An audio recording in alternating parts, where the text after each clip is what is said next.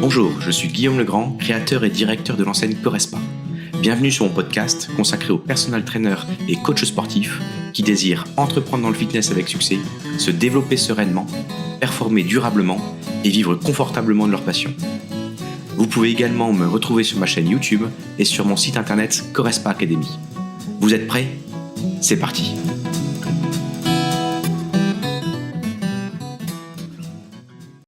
Bonjour à chacune, bonjour à chacun. Le plaisir aujourd'hui et la joie d'accueillir Martin. Salut Martin. Bonjour Guillaume.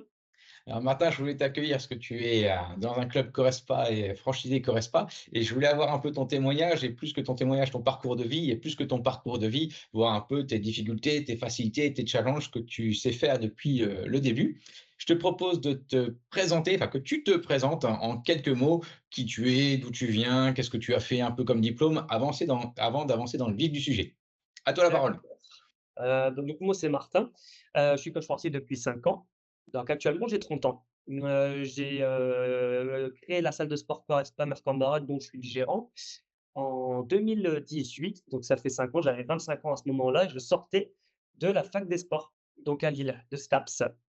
J'ai mis 1 an pour créer la salle de sport, donc on va dire que voilà, j'ai commencé par un bac scientifique. Après, je suis parti dans le milieu du tourisme nature. Je faisais guide touristique nature Ouais. et ensuite, voilà, je me suis mis, au sport et j'ai fait du coup les sciences du sport pour devenir coach sportif et puis je t'ai rencontré Guillaume à la fac des sports et c'est à ce moment-là que j'ai décidé que je souhaitais ouvrir une salle de sport Correspa. J'avais déjà pour projet d'entreprendre dans le sport, heu, mais cette opportunité s'est présentée et du coup, voilà, j'ai saisi l'opportunité et voilà où j'en suis à présent. Oui, je me rappelle que tu voulais même, plutôt, t'orienter vers, une application, vers le digital, que tu as pas oublié Tout à fait. d'ailleurs, hein, mais plus dans cette optique-là, à la Toujours, base. en fait. OK, et aujourd'hui, donc ça, c'est par rapport à toi et par rapport à ta société. Aujourd'hui, ta boîte, Correspa Marque, elle ressemble à quoi? Il y a à peu près combien de clients? À quoi elle ressemble? Actuellement, ici, on est à 180 clients. On est sur un chiffre d'affaires piloté à 180 000 € l'année. On est sur, une salle de sport qui fait à peu près 200 carrés. Ça ne correspond, on est dans les 160 à 200, donc nous, on est surtout sur les plutôt, les 200 carrés. C'est ce que je viens de dire, je me suis peut-être trompé. On est à 200 carrés et du coup, voilà, c'est surtout une salle de sport qui a, j'aime le préciser quand même, j'aime pas me des excuses, mais j'aime le préciser dans le contexte, qui a ouvert, 11 mois avant la première fermeture, suite au Covid-19.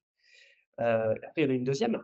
Donc, une salle de sport qui a progressé très vite, si ce n'est même la plus rapide des salles de sport Correspa, pour ensuite du coup, redescendre pas mal et remonter plus haut. Donc avant, quand j'ai ouvert cette salle de sport, j'étais avec un associé qui s'appelait François, à qui ça se passait quand même relativement vraiment bien. Mais bon, après les aléas de la vie font que, vie personnelle, vie professionnelle, cet épisode de Covid fait que du coup, on arrive plutôt sur un point où on se quitte et je continue tout seul avec, du coup, ma collaboratrice, Sophie. Yes, et tu rééquilibres un peu l'ensemble sur le business model. Comme quoi on voit, c'est pour Oui. ça que je m'intéresse à la personne, toi, et à la société. C'est une personne morale, donc elle vit et chez toi, en très peu de temps, elle a vécu pas mal de choses. C'est ce Oui, qui est tout à fait. intéressant dans ton parcours également. OK, et à quoi ressemblent tes journées concrètement? Alors moi, bah, je travaille, bah, tout simplement quand j'arrive à la salle de sport, étant donné que j'ai quand même une fonction de gérance, si je suis du matin, je vais arriver en avance pour, faire toutes les tâches administratives, notamment. Après les journées de coach sportif à Correspa, c'est qu'on enchaîne des coachings personnalisés qui durent 30 minutes. Quand on fait pas de coaching, on fait la tenue de salle ou on s'occupe de créer des programmes personnalisés pour nos clients. Et sauf que moi, en dehors de tout ça, bah, j'ai tout ce qui est, les aspects, on va dire, de gestion de la salle de sport, de la stratégie de l'entreprise, de la communication aussi. C'est peut-être même ce qui prend le plus de temps, la communication, et ce qui me demande le plus d'efforts. On y reviendra après. Donc voilà à quoi ressemblent, mes journées. Elles sont très, très prenantes et parfois il faut même lever le pied pour pas oublier sa vie personnelle. Yes, équilibre vie pro, vie perso, et dans toutes les compétences que tu développes et dans toutes les tâches que tu réalises, quelle est celle que tu préfères le plus, qui te fait le plus kiffer? Yes. Tout ce que je préfère? Ouais, Heu, ouais. Dans tout ce que tu fais, il y a tellement de choses que tu fais, il y a des priorités par rapport au business, mais par rapport à toi, ce que tu aimes et vraiment tu dis: «Là, je suis vraiment dans ma zone de génie, je suis dans ma zone d'expertise, c'est vraiment ce que je préfère faire, c'est là où je m'éclate, c'est facile pour moi», et j'ai pas mal de retours clients plutôt intéressants à ce niveau-là.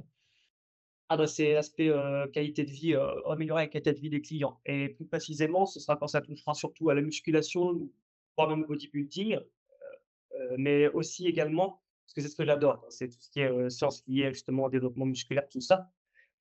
Et également, comme je viens d'un diplôme, STAPS activité physique adaptée à la santé, c'est tout ce qui touche justement à l'amélioration, de la santé. Les personnes qui ont mal au dos, chercher des solutions, sur les types de renforcement musculaire. J'aime bien quand quelqu'un arrive qui a une contrainte. Et les personnes sont gênées lorsqu'elles me disent ça, les clients me disent: «Ah mais je peux pas faire ça parce que j'ai ça et au sport, j'ai ça à ma jambe». Et moi justement, j'aime bien ça parce que j'aime bien chercher, des idées là-dessus, que ça met en application tout ce que j'ai appris. Yes, yes, yes. Donc, comme tu dis, Correspond, on est plutôt dans alors je dis pas studio puisqu'on a quand même tout ce qui est vestiaire et cetera et c'est pas à 100 m², c'est quand même le double, on est plutôt à 200. Donc on est plutôt sur des boutiques gym et spécialisés dans le suivi personnalisé. OK, et dans, cette partie-là, on est plutôt sport santé, hein, on dit club de sport, mais c'est pas forcément des sportifs qu'on a à l'intérieur. Dans toute cette étape, dans comment tu vois, toi, l'évolution de ce type de boutique gym par rapport à l'évolution du marché global? Heu, Moi je pense que ça va continuer sur, garder l'aspect surtout relation privilégiée que Correspa a toujours, mis en place parce que ce que les gens viennent chercher, c'est ce qui fera toujours la différence avec le digital. Également, tout ce qui est, programmation, sportive avec les intelligences artificielles qu'on voit de plus en plus.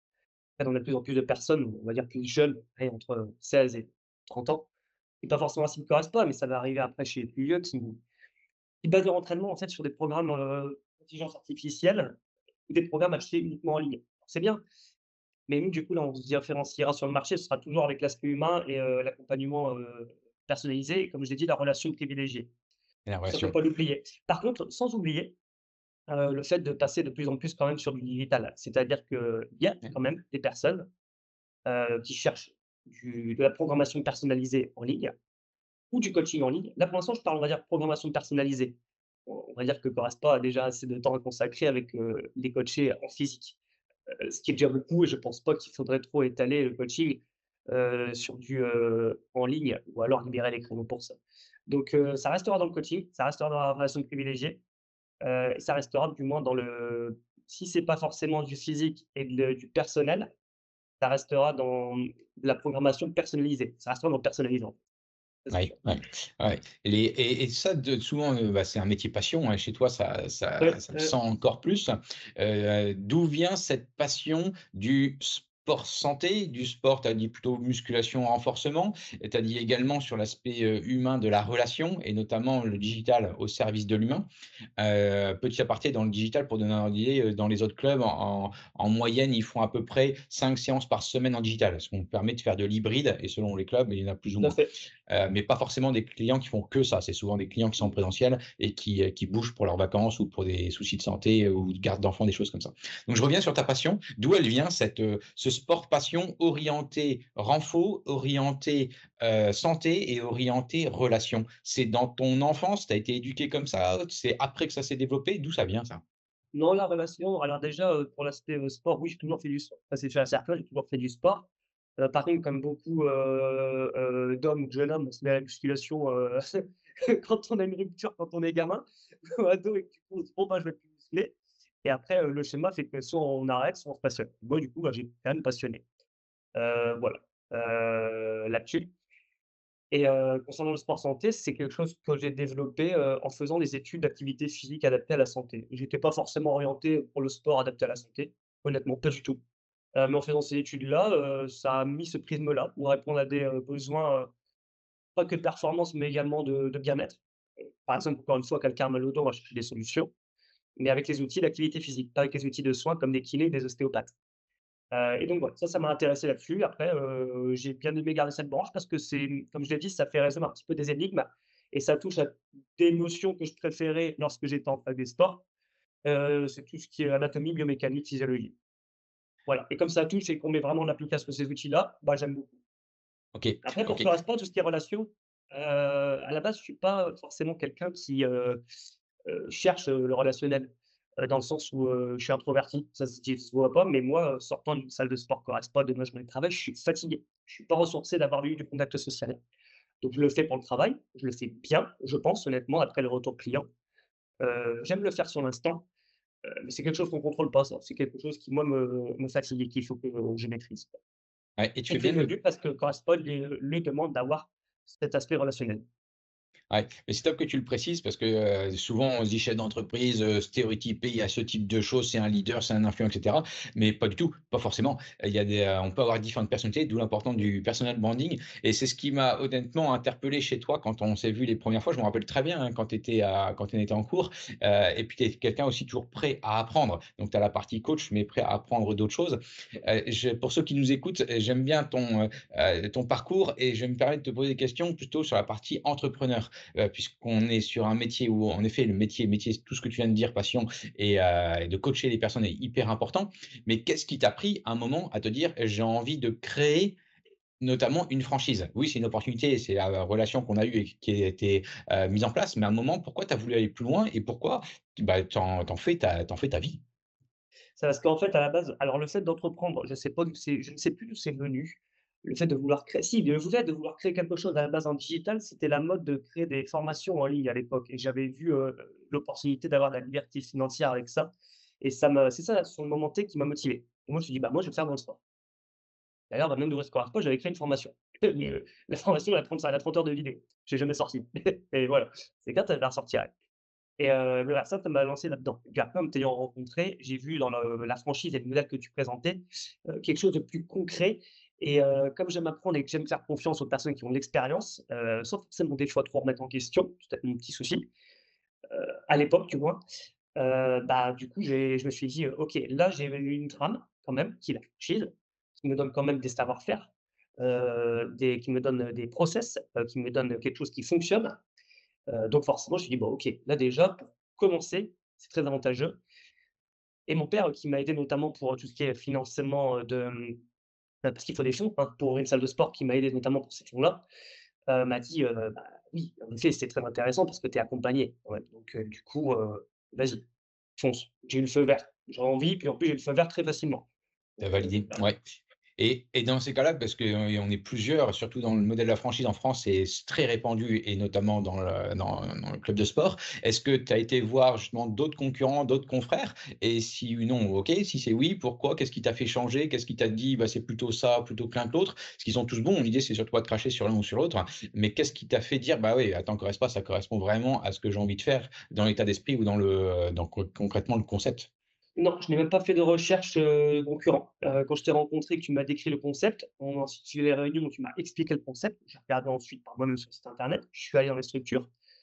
J'ai même fait moi-même mes stages qui étaient une fois que j'ai fini mes études, sans même commencer la formation Corespa et sans même dans les stages conventionnés des études, j'ai demandé à faire 2 semaines de stage dans les clubs pour voir à quoi ça ressemblait. Parce que vraiment j'étais curieux de savoir comment ça fonctionne Ouais. et du coup, du coup voilà, ça m'a motivé à coup, à me dire: «Bon, bah, c'est ce modèle-là que je veux». Je pense que ce qui m'a vraiment plus attiré tout de suite, je me rappelle bien, puisque c'était assez récent, il y a 7 ans maintenant, c'était, l'aspect de mettre en application, des coachings personnalisés, en 1 à 1. Parce qu'au début, on faisait que du personnel, si, il y avait quelques small groups à l'époque à Coraspa, mais c'était à 95 que du personnalisé, le En one coaching to à one. une seule Ouais, personne, one to one, c'est ça. ouais. Et bah, ça, c'est là qui m'a beaucoup attiré. Je me suis dit: «Bon, c'est ça que j'ai envie de faire». Et puis, après, je me suis dit: «Bah, de toute façon, j'aurais pu faire aussi que ça» parce que bon, déjà, il y a cet aspect-là. Puis bon, pour ouvrir une autre salle de sport concurrente, bizarrement, c'est aussi beaucoup plus cher. Correspond, ça demande dans l'absolu, relativement à chaque personne, pardon, de mettre des fonds, mais dans l'absolu, ça reste quand même une des moins chères. Oui, et C'est ça, intéressant. Et puis c'est accessible. intéressant que tu le dises parce que des fois, on le réalise pas. Souvent, c'est en Ouais, lien avec des mètres carrés. Encore une fois, c'est pas mieux ou moins bien, hein, mais tout ce qui a plus de 500 mètres carrés, ce sera souvent à peu près du 800 000 et il faut mettre à peu près 150-200 000. Et plutôt les boutiques gym, on est à moins de 200 mètres carrés. Nous, on est ça coûte 200 000 et il faut mettre 40 000 d'apport. Et en effet, il voilà. faut les mettre et il faut les trouver. C'est le premier obstacle qu'il peut avoir, entre guillemets, même si on peut faciliter et on peut trouver d'autres solutions. Mais c'est clair que ça reste pas forcément le plus élevé par rapport à d'autres activités, même dans d'autres secteurs d'activité. Surtout que nous, on a quand même toutes les machines à mettre en place, hein. Ouais, tout à OK, fait. OK. Et non, mais c'est rigolo parce que, tu vois, de revenir 7 ans en arrière, c'est vraiment la même relation et c'est bien le mot relation qui a joué, qui a matché, à la place l'importance du digital, du one to one et on a vu évoluer Corespa, avec. OK, et tu as parlé beaucoup de, la franchise qui te permet de t'accompagner. Oui. Concrètement, pour ceux qui nous écoutent, pour toi, quelles sont les choses vraiment intéressantes et importantes dans lesquelles on t'accompagne? Peut-être en séparer en 2. Je ne sais pas si tu te rappelles toute la phase d'ouverture qui dure, Oui. 6 mois, 1 an en fonction du timing, et après, j'allais dire la deuxième partie, et ça commence à mon sens réellement là, après une fois que c'est ouvert, quelles sont un peu ces phases d'accompagnement et ceux que tu apprécies le plus? Et même, entre guillemets, en étant critique, hein, pourquoi pas me dire également, bah, il y a peut-être ces trucs-là qu'on peut faire évoluer ou des choses comme ça? Eh ben, tout simplement la création d'entreprise. Moi, aujourd'hui, la franchise m'a permis de me dire que si demain je souhaite ouvrir une entreprise, je connais le process parfaitement. Exactement. Chose que d'ailleurs, le franchiseur, l'équipe foncière n'est pas obligé de faire. Oui, Mais à Correspa, ça s'est fait. Il y a quand même un oui, accompagnement qui fait là-dessus. Une franchise aujourd'hui dit juste: «Bah, le process, c'est ça. Maintenant, pour les démarches administratives, expliquer comment on fait, tu te débrouilles, c'est pas mon rôle. Les franchises qui fonctionnent comme ça». Non, moi, Correspa, je l'ai appris après que ça fonctionnait comme ça. oui, J'étais oui, pas obligé. oui. Donc du coup, moi, par défaut, je me suis dit: «OK, bah, c'est ce que tu dois me fournir», donc moi, j'y allais, hein. Je demandais plein de choses et du coup, tu me les rendais. Donc c'était très bien. Et donc voilà, c'est vraiment cet aspect de savoir, administrativement, étape par étape, les plans d'action, pour, créer une entreprise et notamment là, ouvrir une salle de sport physique. Donc là, on passe également pas par juste créer une entreprise, on passe aussi par, chercher un local avec des critères précis. Comment contacter les personnes de tel type, quelle relance il faut faire, tout ça, c'est indiqué. Tu donnes des conseils. La phase travaux, voilà, faut pas oublier que c'est une entreprise qui possède un lieu physique, hein, c'est pas du online. Et bah, tout ça, voilà, ça a été accompagné, ça, j'ai beaucoup apprécié et je trouve que l'accompagnement était, très bien là-dessus. On peut dire que oui, on peut toujours mieux accompagner, mais encore une fois, c'est pas le rôle d'une franchise, normalement, si j'ai bien lu le bouquin de la franchise. Donc je dirais que dans tous les cas, c'est pas obligé d'être fait, c'est quand même bien fait pour, quelque chose qui n'est pas obligé. Mais Ouais, on peut pour ceux toujours qui nous l'améliorer. écoutent, la nuance, c'est qu'un franchisé est indépendant financièrement et juridiquement, et c'est le nombre de fois où dans nos échanges, je te dis: «Attends, attends, attends, moi je fais pas de l'ingérence, là Mmh. ça se limite là, mais par contre, bien entendu que je vais t'aider et je vais te donner les éléments». Il faut pas oublier ce qui est entre guillemets, «officiel» et les contenus concrets, et après la relation, on en revient toujours au même mot, qu'on a ensemble et qui perdure, hein, et qui permet de lever certains, certaines difficultés ou certaines, non-savoir. Mais l'objectif d'une franchise, c'est quand même d'aider étape par étape, mais ne pas faire à la place d'eux. OK, et là maintenant que tu es ouvert depuis quelques années, on est passé par le fameux covid également. Quels sont également les types d'accompagnement que tu apprécies Les types et ceux qui te semblent d'accompagnement, aussi ça va surtout indispensables? au niveau du alors, Crowdsource, c'est quand même une franchise qui se tient, enfin, qui tient ce concept à jour, dans l'air du temps, avec, l'évolution du marché. Heu et ça demande du temps de faire ça également, donc il faut y penser. On n'est pas évidemment, je pense, ceux qui sont le plus à apprendre la technologie ou les tendances, mais on n'est clairement pas ceux qui sont le plus en retard. Je dirais qu'on se situe dans la moyenne haute quand même. Ouais, je te confirme. Même Voilà. plutôt haute.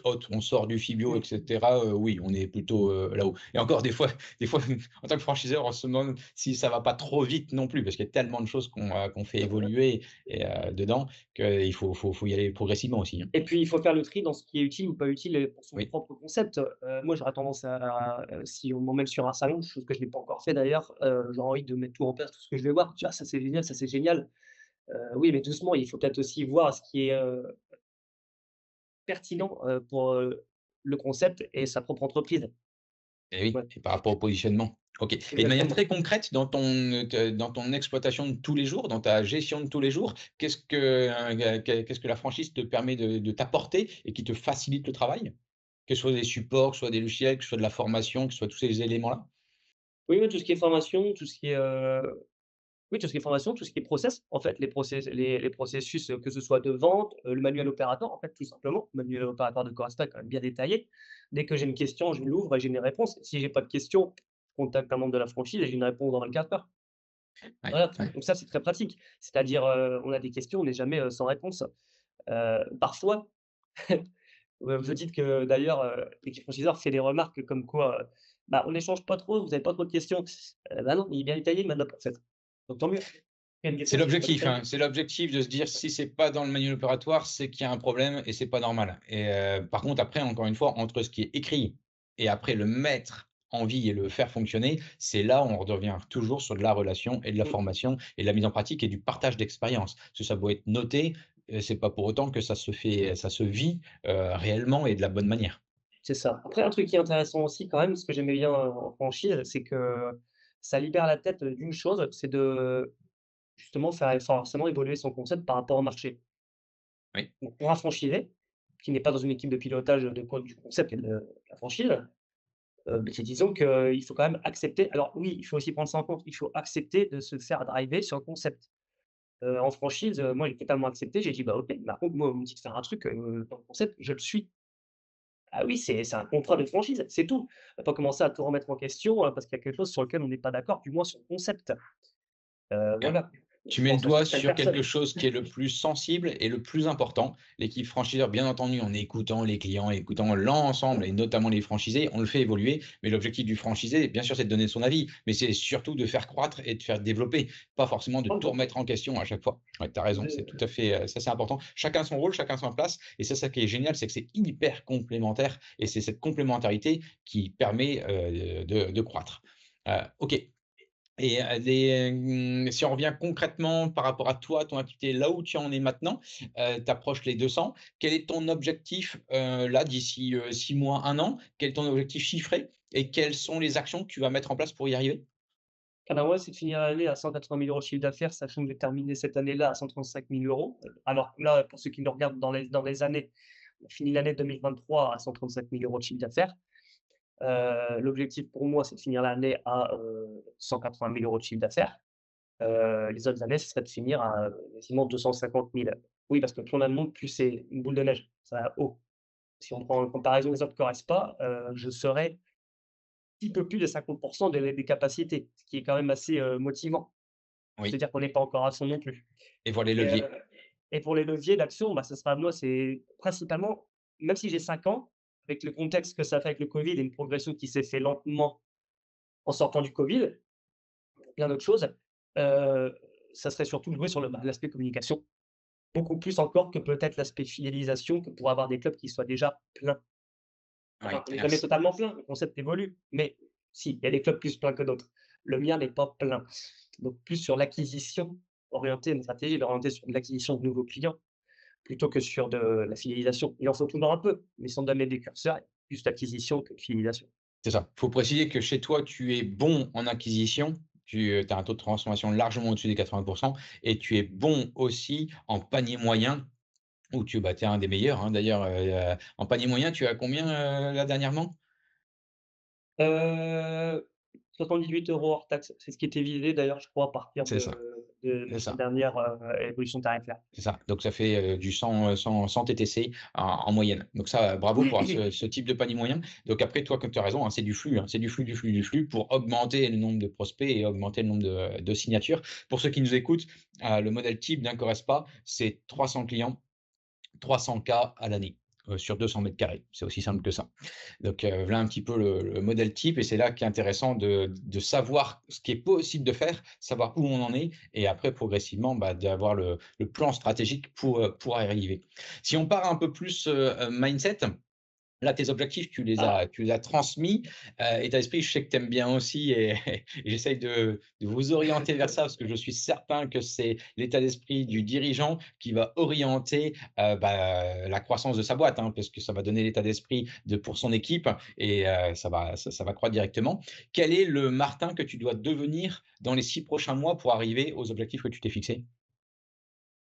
un Martin qui fait preuve de beaucoup plus d'assertivité, qui est la compétence que je dois développer prioritairement. C'est-à-dire que même si je suis, par exemple, introverti, je ne dois pas avoir de difficulté pour mon travail à aller vers les autres, à aller au contact, notamment pour prospecter, et de ne pas avoir cette petite peur, la fameuse peur de la prospection que moi je pense avoir plus que des personnes qui sont extraverties. En fait, on a différentes je parle beaucoup de ça, mais on a beaucoup de compétences différentes, pour, gérer une entreprise. L'introversion, c'est très intéressant pour tout ce qui va être tâches de gestion, où je me sens très bon. Tout ce qui est création de vidéos, de contenu, voilà, au qualitatif. Par contre, quelqu'un d'extraverti qui va beaucoup plus de facilité à prospecter et à acquérir de nouveaux clients. Ça, c'est indéniable. Et l'assertivité, bah, c'est de quand même faire preuve de ce trait de caractère-là, malgré le fait que je ne suis pas trop fait pour ça. Donc c'est d'arriver à ce niveau-là, clairement. Mon état d'esprit, c'est ça et mon état d'esprit principal, du coup, que je veux travailler, c'est qu'en gros, bah, demain, j'hésite beaucoup moins pour faire une action. J'ose plus facilement, en gros, c'est Passer ça, à l'action. Ouais, c'est ouais. ça. Et surtout Bah, passer à l'action plus facilement et c'est ouais, c'est la plus grosse marge de progression que j'aurai ici et qui, à mon sens, me con je suis convaincu qu'en gros, c'est ça qui peut tout faire exploser du jour au lendemain. Ouais, c'est top. Tu vois, si je te fais un petit, top secret dans les mois qui arrivent là, avec notre prochaine réunion annuelle, ce sera frais sur le personal branding, parce que je suis convaincu que c'est ce personal branding qui te permet également de mieux être vu comme tu aimerais bien l'être par les autres et d'avoir une puissance de communication. Oui, il y a une marque, bien entendu, mais il y a avant tout une personne devant une marque et pas une marque devant la personne. C'est Ouais. jouer sur les mots, mais c'est pas du tout la même chose Ah non. tant pour soi tel qu'on va vivre son business et le faire évoluer, tant pour les autres prospects et clients qui nous regardent et comment ça évolue. Ouais, donc ça, on va continuer à avancer, là-dessus. C'est top et quel est le plus grand défi que tu rencontres actuellement dans ton business? Tu as parlé de les défis humains toi-même, à bouger ce mindset, mais est-ce que tu as un défi plus concret à relever? Je sais pas si ça va être concret ce que je vais dire, mais c'est de trouver le temps, à cette énergie pour faire justement de la prospection plutôt de terrain et de l'acquisition client. C'est surtout ça. Donc c'est lié au temps parce que, ben, bizarrement, il faut trouver du temps, heu et ensuite se dire: «Bon, bah, là, j'ai le temps pour le faire, bah, je fais comme ça, j'y vais, c'est tout, je réfléchis pas, quoi». Et le tout, c'est que le temps, on peut l'avoir là-dessus, honnêtement, mais bah, moi, j'ai une vie personnelle à côté. Il faut pas totalement s'abandonner au travail et mon plus Oui. gros défi en ce moment, c'est peut-être de trouver même un équilibre là-dessus, tout ça peut se faire cet équilibre, mais tout en ayant, cette croissance que je veux pour la salle de sport. C'est surtout ça. Et oui, Ça, c'est c'est des mon plus gros choix. défi. C'est des Mmh. choix et l'entrepreneur choisit sa métrique et choisit le temps où est-ce qu'il le met et c'est vrai que tu as le temps métier et tu as avant tout le temps vie pro vers vie perso, hein. Le temps que tu désires passer au travail. Dans ce temps au travail, bah, comme tu dis, il y a des choses métier qu'il faut faire, du temps de management, mais surtout et là, pour moi, c'est une question d'organisation, de savoir prioriser pour mettre la place à la stratégie et c'est bien ça qui va te permettre de décoller. Mais c'est bien sûr une question d'organisation et dans la partie organisation, c'est quoi le plus difficile pour toi? C'est vraiment la partie, répartie tâches, rassembler tes tâches, prioriser tes tâches? Ou c'est plutôt la partie, une fois que j'ai bien, que je connais mes tâches, une fois que je les ai priorisées, de les mettre dans mon agenda? Et la dernière étape, et des fois c'est pas la moindre, on en connaît un dans l'équipe où c'est plus difficile, même quand on a fait tout ça, après c'est de se tenir à ce qu'on a prévu dans son agenda. Quelles sont un peu Non, toi tes difficultés? bah, tout ce qui est, la gestion, du temps, le répartitage, tout ça, ça va, je maîtrise bien, je suis plutôt organisé, j'utilise beaucoup l'agenda, moi, dans la vie quotidienne. Le tout maintenant le plus compliqué, c'est en effet de faire preuve de discipline, en effet. De se dire que là, c'est inscrit, même si j'ai pas envie de le faire, il faut que je le fasse. Et pas forcément pas envie, mais des fois fatigué, des fois tu travailles sur la fatigue. Moi, je suis fatigué, de manière générale, c'est peut-être qu'il y a d'autres choses aussi, parce que peut-être que je devrais lever le pied un peu sur l'entraînement aussi. Mais voilà, c'est qu'en gros, j'ai une tâche, je dois m'y fixer et ne pas faire autre chose qui me vient en tête. Si j'ai quelque chose qui vient en tête, de toute façon, moi, je le sais, je vais l'inscrire, faut pas l'oublier, je vais le mettre autre part. Toutes les semaines, je fais un point sur mon agenda, organisme. Quand je le fais pas, je prends du temps pour faire ça. Et il y en a qui trouvent ça bizarre de prendre du temps pour gérer son temps, mais Ah je le non, fais. c'est Voilà. indispensable. Ceux qui trouvent ça bizarre, c'est ceux qui entreprennent pas. Ouais, voilà, surtout. Je pense, ou en tous les cas qui ont pas qui ont pas capté que c'était vraiment, la réponse, la réussite, c'est des mindsets et la stratégie et donc dans la stratégie, il y a de l'organisation. Mmh Donc mh. c'est clair que ça te fait gagner un temps monstrueux et pour moi, Ouais. c'est et quelles sont les, j'allais dire les ressources, que tu peux consulter et que tu as à disposition ou que tu veux avoir pour t'aider à évoluer dans cette partie organisation? Comment tu t'y prends? Est-ce qu'il y a des choses, que la franchise t'a apporté, que je t'ai apporté, que l'équipe t'a apporté? Est-ce que c'est des podcasts que tu écoutes? Comment tu fais pour évoluer? Maintenant, tu es quelqu'un qui réussit à prendre de la hauteur, qui voit le point entre guillemets «noir», même si ça il est de plus en plus gris et bientôt blanc et comment tu fais? Quelles sont les ressources pour avancer? Moi, ça va jouer vraiment principalement sur l'état d'esprit parce que les compétences, pour moi, je les ai, les compétences d'organisation. Si je les ai pas, je vais me prendre un temps directement pour me former là-dessus. Donc techniquement, si là, j'ai rien en tête pour me former, c'est que je pense avoir ces compétences. Mais du coup, maintenant, c'est de les mettre en application, et là, des fois, bah, ça passe par, le fait bah, comme j'ai dit, de persister et d'être résilient, de faire le travail, quoi. En fait, de Ouais. de faire preuve de discipline et de tout simplement le faire. Je pense pas que en fait, ce qui pourrait me mettre le plus utile, C'est comme tu as dit, comme je prends de la hauteur, ça serait plutôt de prendre, exemple, modèle ou de conseils de personnes qui savent déjà s'organiser de cette manière-là et qui ont une vie personnelle à côté, notamment qui ont des enfants et qui me donnent, des tips, des conseils sur comment s'organiser là-dedans avec leur vie. En gros, c'est ça Ouais. qui pourrait m'aider le plus, tout simplement. Ouais, bah, c'est ce qu'on va pas tout dire, là aujourd'hui à tous nos auditeurs, tout ce qu'on met en place ensemble, mais c'est quand même la démarche qu'on est en train de mettre, très, très concrètement Ouais. pour que tu puisses passer concrètement à l'action et d'être, aussi en équipe, aussi, comme tu dis, avec des pairs, avec, des référents pour s'apporter mutuellement.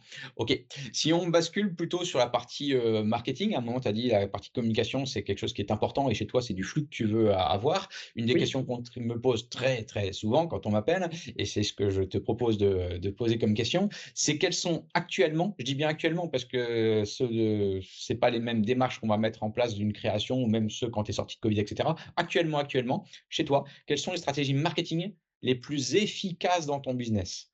Donc encore une fois, pour ceux qui nous écoutent, ce que tu vas nous partager, c'est pas forcément ça qu'il faut mettre en place. On a des clubs où c'est pas exactement les mêmes qu'on met en place. Chez toi, tu nous as déjà orienté comme quoi c'est du flux qu'il faut avoir et c'est ça qu'il faut chercher. Quels sont un peu le top 3 chez toi, actuellement, des stratégies marketing les plus efficaces?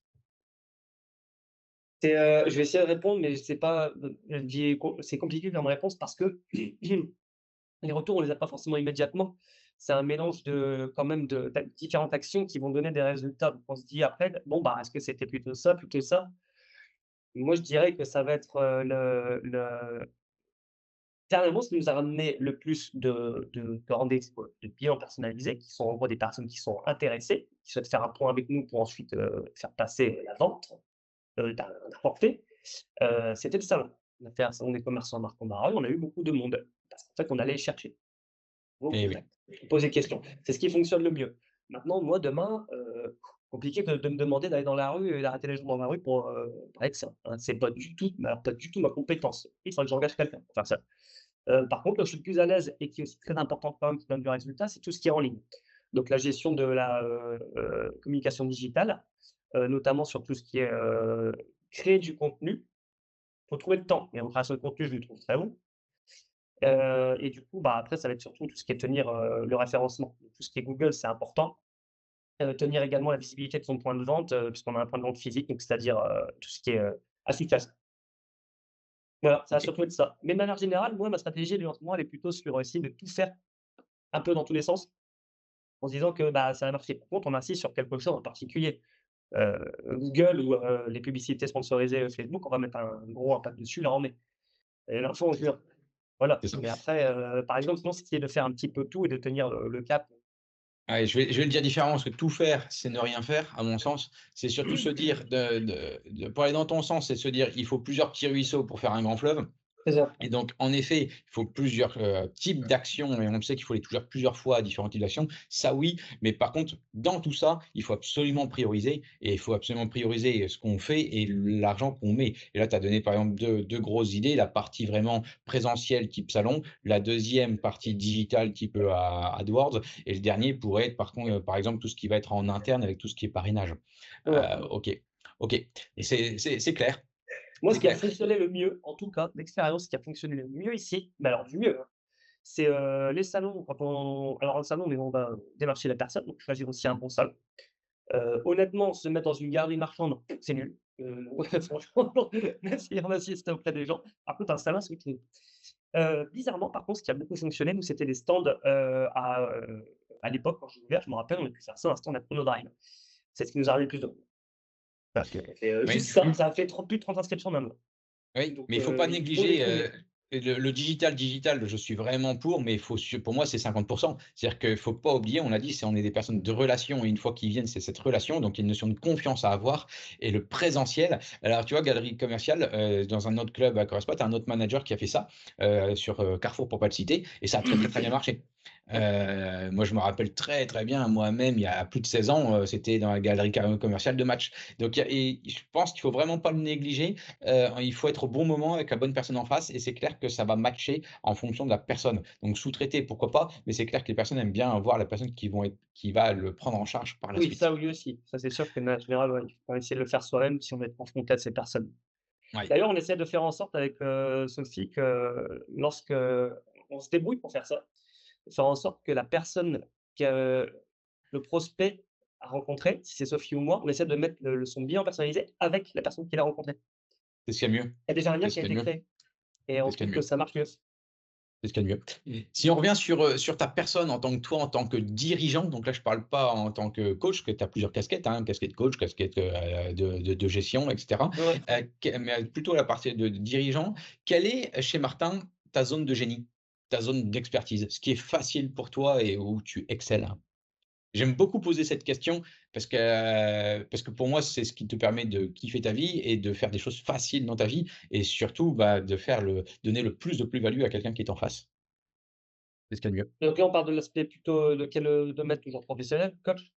Ouais, reste dans Personnel? l'aspect plutôt, pro coach ou alors plutôt, je vais dire, moins peut-être moins métier parce que quand tu vas être métier, tu sais que tu vas rester dans l'aspect, purement prise en charge des personnes qui est hyper important, je dis pas l'inverse. Mais pour moi, il y a encore plus important, ça va être toute la partie vraiment dirigeant, donc ta posture de dirigeant qui prend la posture de gestionnaire, de manager également, hein, parce qu'il faut manager une équipe, même si l'équipe est restreinte et ça peut être aussi la partie de tout ce qui va être, l'aspect financier, l'aspect humain et l'aspect plutôt, communication marketing.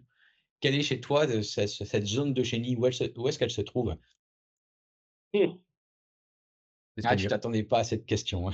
La création de contenu, encore une Ouais, fois, OK, au niveau qualitatif, même si OK, ça prend du temps, c'est là où je me sens le plus à l'aise parce que déjà, bon, je suis tranquille, je fais mon petit truc et puis, ça développe bien et sinon quand même, je dirais l'aspect technique, hein, comme on l'a dit au début de l'interview.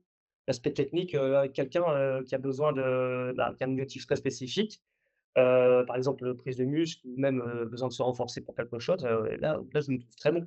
Regarde, d'accord. en général, je demande à Sophie, hop, c'est moi qui prends le coaching, je le veux. C'est ce OK. qu'il y a de mieux. OK, c'est top. Parce que ça, c'est, je pense, hyper important de connaître cette zone-là et de connaître aussi la zone de génie de la personne avec qui tu bosses, hein, pour voir un peu ce qu'il en est. Et à l'inverse, tu as eu la chance ou la malchance, à toi de voir et nous dire ta réponse, de connaître le covid très tôt. Donc faire Oui. preuve, tu as dit quand même tout à l'heure plusieurs fois le mot résilience. La question que je te pose, c'est plutôt, pour moi, je suis persuadé qu'un chef d'entreprise, il doit être très à l'aise face à l'échec. Il doit ça il sait que ça doit faire partie de sa vie. Quand je dis échec, c'est pas forcément échec déposé bilan, hein, il y a plusieurs échecs, on vit des échecs à longueur de temps, des mini échecs avant de Ouais. pouvoir réussir et celui qui réussit, c'est certain qu'il a échoué plusieurs fois ou fait des erreurs. Pour toi, Comment, comment tu vis ça? Quel est ton rapport à l'échec? Quel est ton rapport à l'erreur? Quel est ton rapport à la difficulté? Comment tu t'y prends quand tu as en face de toi, quelque chose qui s'est mal passé? Et après comment tu fais pour, avoir cette résilience de dépasser tout ça? Quels étaient tes Je premiers mots quand voilà, quand ça se passe mal? En ce moment, c'est pas le meilleur exemple, je le supporte de moins en moins. Je suis plus facilement irritable sur, les échecs. Encore une fois, tout dépend de l'état d'esprit. C'est pour ça que je dois mettre vraiment moi un point d'honneur là-dessus, je dois travailler uniquement là-dessus.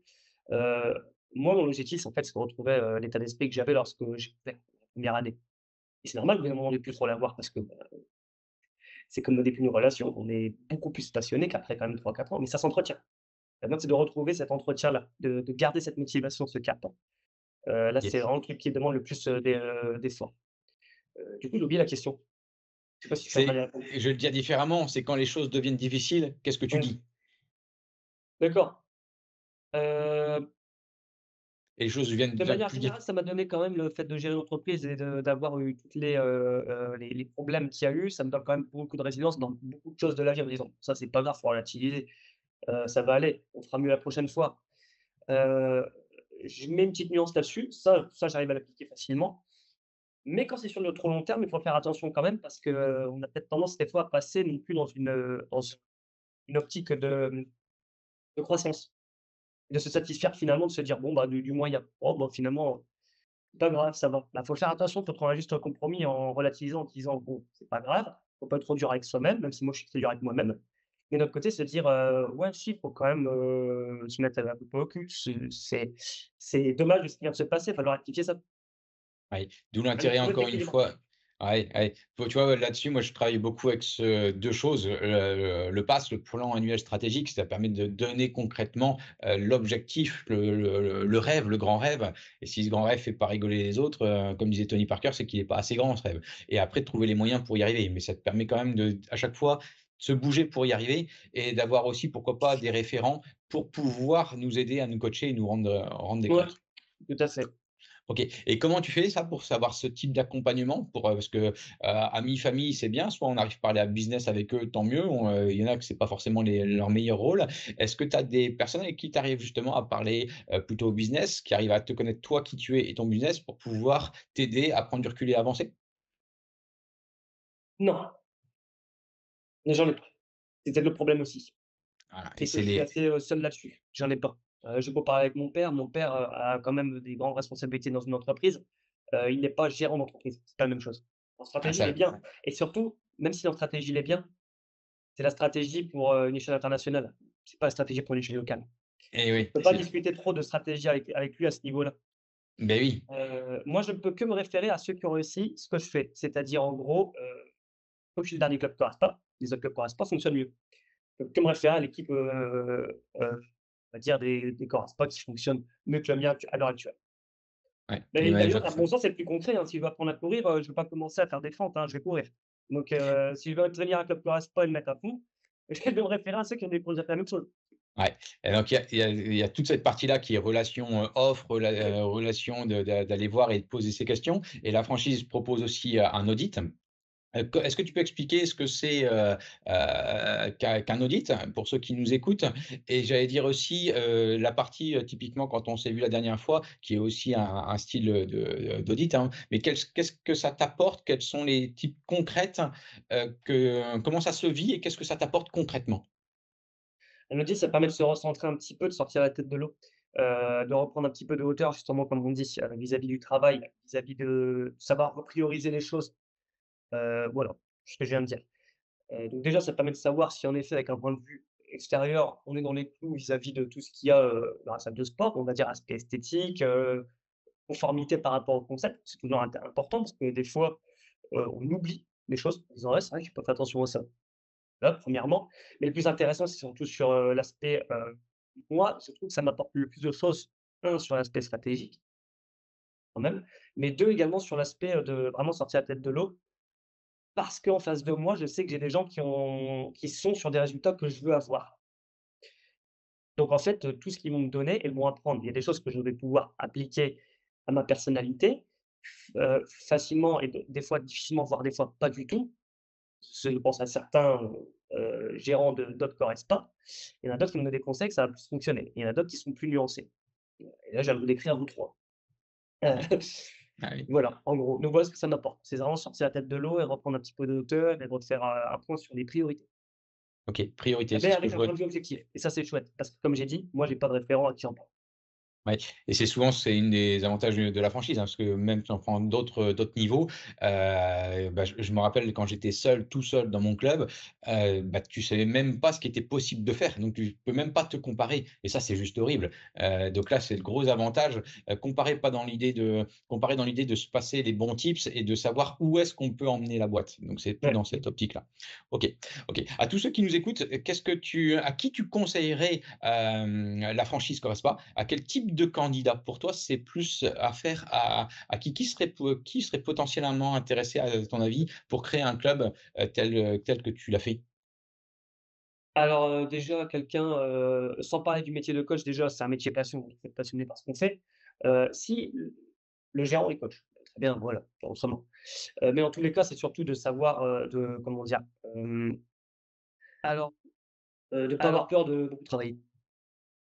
alors Tu y Il y a des gens qui travaillais, veulent pas c'est, travailler. Il y a en des gens, il y temps a et de c'est de c'est bah, travailler c'est-à-dire, en de donner du temps et de pas avoir, tout de suite un retour, très rapide. On n'oublie pas qu'on ouvre une entreprise, hein, c'est un secret pour personne. Entreprise, il faut pendant un petit moment attendre que ça fonctionne et faire du boulot. Donc, faire preuve de résilience. Les personnes qui sont résilientes vont plus réussir dans ce milieu que d'autres. Donc, je motiverais déjà des coachs à le faire parce que on a un concept qui est génial, qui donne de la relation privilégiée, aux clients qu'on a. On met beaucoup plus facilement en application tout ce qu'on connaît plutôt que de ranger des poids dans une salle de sport. C'est quand même plus satisfaisant aussi quand même et puis on met en application notre passion. Mais en oubliant ça, voilà, ne pas oublier, que ce soit quand on est un employé, un collaborateur, Correspa ou même un gérant qui a envie d'ouvrir une salle de sport Correspa, il faut s'attendre à être multitâche, on n'est pas juste coach. Voilà. Ouais. Donc, être ouvert à apprendre de nouvelles choses, à se remettre en question et à répondre à des objectifs, puisqu'on a quand même des méthodes de management qui sont aussi basées sur le fait de se fixer des objectifs et pas juste, ton objectif, c'est de ranger des poids. Encore une fois, j'y reviens. Ouais, c'est très précis pour ceux qui nous écoutent. Dans ce que tu as dit, prendre du temps, c'est surtout atteindre le point mort. C'est-à-dire que quand on ouvre, au début, bah, il y a plus de charges et pas assez de chiffre d'affaires. Et à un moment, on atteint le point mort. 9 mois pour faire un gamin, théoriquement, c'est 9 mois pour atteindre ce point mort. Et après, bien entendu, c'est prendre sa marge et dépasser ce point mort. Et comme Oui, tu dis, et apprendre. également, Oui. pardon, je t'interromps, je viens de penser à ça et également ne pas s'attendre à ce que tout fonctionne bien. Ah bah, oui, c'est pour ça que je t'ai Il y a des gens qui embêté font sur les ça. questions de la résilience, des hauts et des bas. C'est un chef d'entreprise, c'est 3 emmerdes le matin, mais ce qui est génial, c'est que c'est 3 solutions le soir. Donc c'est Voilà. vraiment ça qui est kiffant dans la vie, c'est qu'on on sait pas avec quoi on va se lever aujourd'hui. Les toilettes sont bouchées, il faut trouver une solution. Donc voilà, il y a tout type de questions et tout type d'interrogations, il faut trouver, donc on apprend énormément. Et après quand tu disais les différentes casquettes avec les différents métiers, alors c'est pas exactement les mêmes quand on est manager de club et quand on est coach sportif, mais manager, en effet, on en revient sur la question métier, sur la question gestion, la question communication marketing et la casquette management. OK, et il faut pas oublier que maintenant Correspa est ouvert aussi aux coachs, soit aux coachs bien entendu, et c'est encore plus rentable et encore plus intéressant si vous avez, ce qu'il faut en compétences et financièrement, et on est aussi ouvert aux personnes qui sont non coachs et qui veulent soit s'associer avec un coach sportif minoritaire, donc ça c'est aussi possible, soit après avec 2 salariés. Mais c'est, voilà, ouvert si on est diplômé ou non diplômé. C'est ça. Ch On arrive sur la fin, Martin, je te laisse le mot de la fin. Est-ce que tu aurais quelque chose à nous partager, qui soit sur l'avenir du fitness, sur, quel un voilà, quelque chose que tu as en toi que tu veux vraiment pas nous quitter et sans le dire, soit une ressource à nous partager? Ou ta Mmh, plus belle réussite? Je te laisse le mot de la non, fin. qu'est-ce que je pourrais dire pour terminer? Le conseil que la plupart des gens me donnent quand ils voient que je suis trop à fond dans ce que je fais, c'est, des fois, lâcher prise, ça veut pas dire rien faire, mais quand même lâcher prise, relativiser, la vie est belle. Donc, c'est pas la peine de se tuer à la tâche, ça veut pas dire qu'il faut pas rien faire, mais en gros, faut parler avec des nuances en 2024. Ouais. Mais en gros, voilà, si on parle sans nuance, parce qu'à un moment donné, on parle, normalement, c'est pas se tuer à la tâche, au travail, d'atteindre ses objectifs et essayer de les atteindre, d'être focus lorsqu'on essaie de faire quelque chose, de pas trop se disperser. Ça serait 2 gros conseils. Allez, je reste être focus, ça j'aime bien ça. OK, et ben Martin, je te remercie et je te dis à très vite. Allez, à Bye bientôt. Au bye. revoir Guillaume, merci. Salut.